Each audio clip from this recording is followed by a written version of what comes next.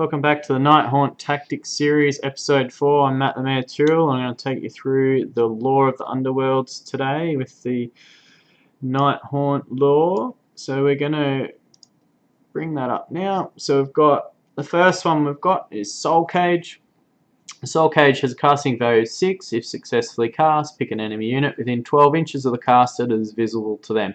Until the start of your next hero phase, that unit cannot retreat. In addition, until the start of your next hero phase, that unit cannot fight in the combat phase unless all other enemy units that are eligible to fight have already done so.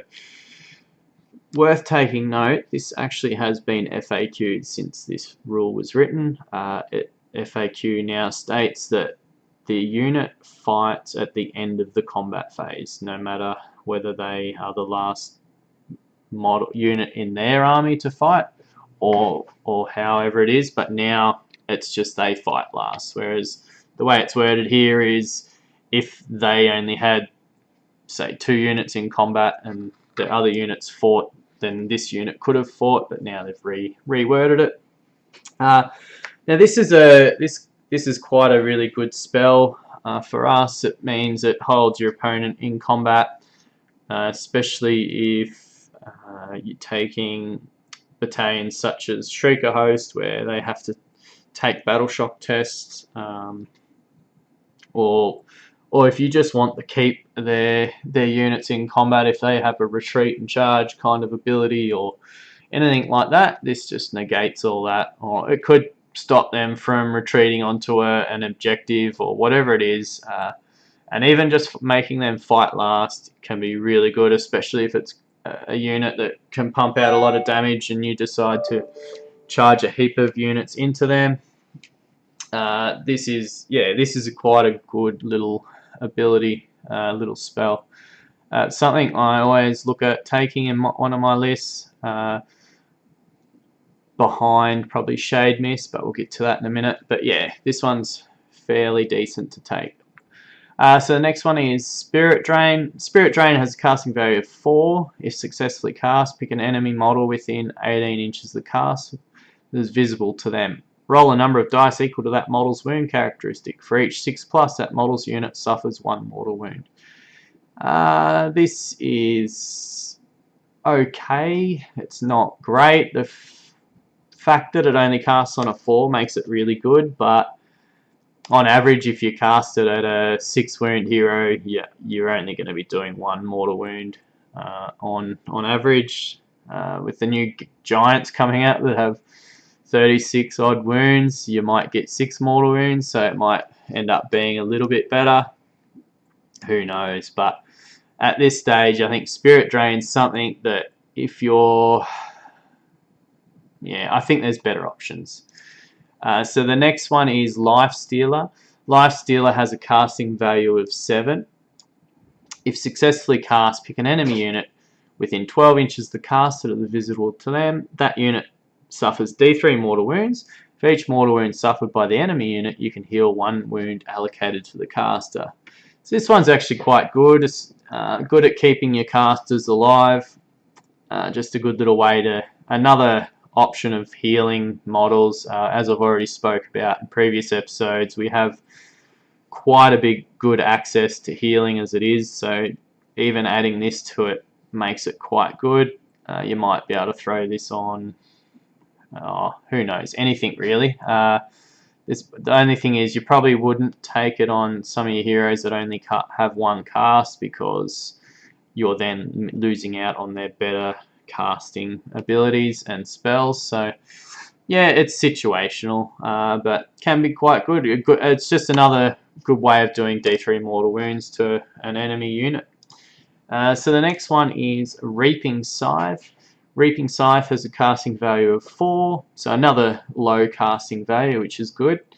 If successfully cast, pick one of the caster's weapons. Until the start of your next hero phase, you can reroll failed hit and wound rolls for attacks made with that weapon.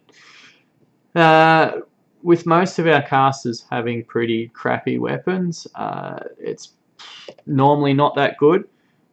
If you combine it with the artifact of Midnight Tome to make something a wizard, so you could probably put this on your Knight of Shrouds with if they've got the Midnight Tome, and they could cast this to their re-rolling failed hit and wound rolls. So then they're actually, it's quite good. But most of our other casters, so Lady Olander, she's only got 3 attacks, but they're quite good, so might be alright to put on her. The fact that it's only a casting value of 4 is really good, but once again, our casters are not really combat guys. Even you could put it on Raikonor as well, but you probably want to cast his spell or put something else on him. So yeah, situational, but can be quite good. Shade Mist is another one. Shade Mist is a casting value of 6. If successfully cast, pick a friendly Nighthaunt unit wholly within 12 of the cast that is visible to them. Subtract 1 from wound rolls for attacks that target that unit until the start of the next hero phase.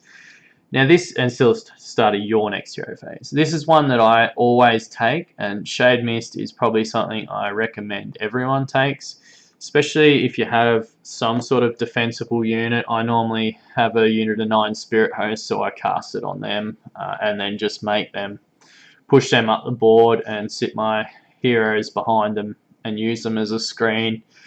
If you can even have a Mongol close by or something, making a unit neg 1 to wound is really good. It just keeps them alive for so much longer. And even if you're wanting to, say, chuck it on Lady Olander and run her up the board so you can do her scream, etc., and be in range for the hero phase. And if you don't get that priority for the next hero phase, at least she might survive a round of combat, but probably don't recommend doing that. But Shade Mist is just good, even on a unit of 40 chain rest or something, on stuff you don't want to die. Even a Mongol's another good option. The fact that he's neg 1 to hit and then making him neg 1 to wound as well is really good.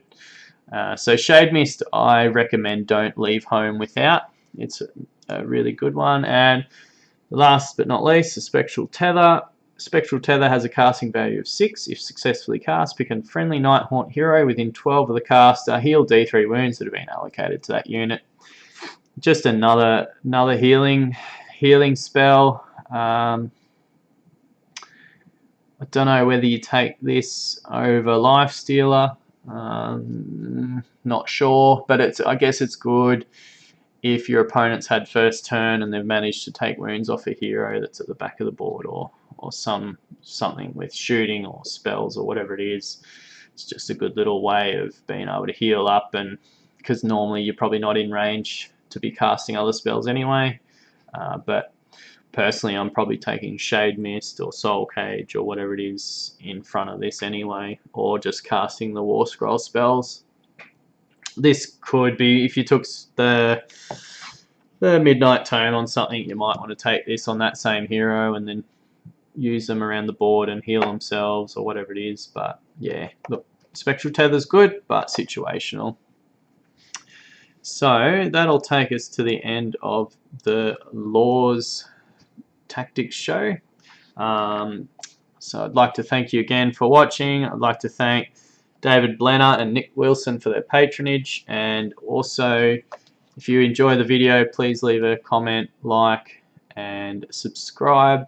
The more people that watch the show, more people that do that, more people get to watch the show. So thanks again. I hope to see you again soon.